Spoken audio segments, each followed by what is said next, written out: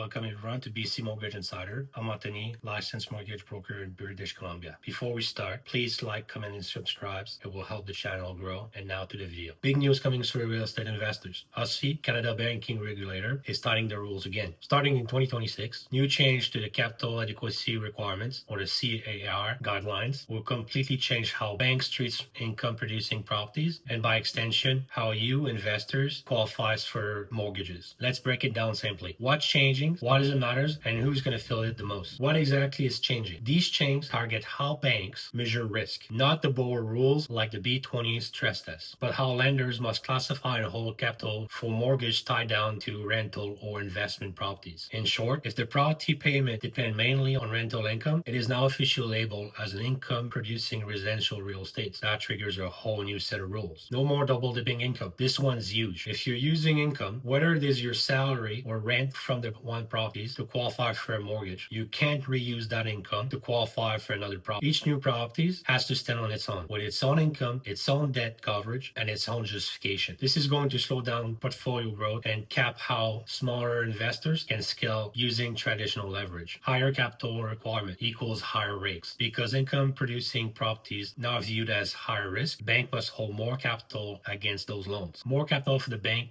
means more cost, and that cost will be passed down to borrowers. So expect higher interest rate, tighter loan to value rate limits, and possibly shorter amortization on rentals or investment mortgages. Bottom line is, rental property financing will be more expensive and more select. Combine loan product rules. If you have multiple credit products secured by the same property, say a mortgage and an HELOC, a default on one is now counted as a default on all tied to that property. Bank have now until 2027 to fully implement this, but that's another move that tightens the screws on multiple loan leverage. So why is OSFI doing this? To reduce risk and to make bank more resilient if the market takes a hit. But in plain English, they're trying to cool down an over-leveraged investor and stabilize housing system before it overheats again. How this affects investors?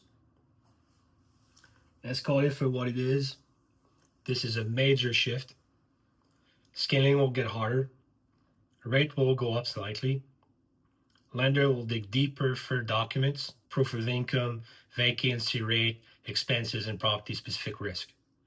So the broader impact on the market. Investor demand drops, especially in the small multiplex and condo market. Price could cool in investment heavy sectors. Developer might face slower pre-sales, pushing more project towards rental conversions. Private lenders and credit unions will fill some of the gaps, but with higher costs. Institutional investors, your REITs, your pension fund, could start buying more. That would consolidate ownerships towards the large investors. This could mark a shift where mom and pop landlords get squeezed out and the institutional landlords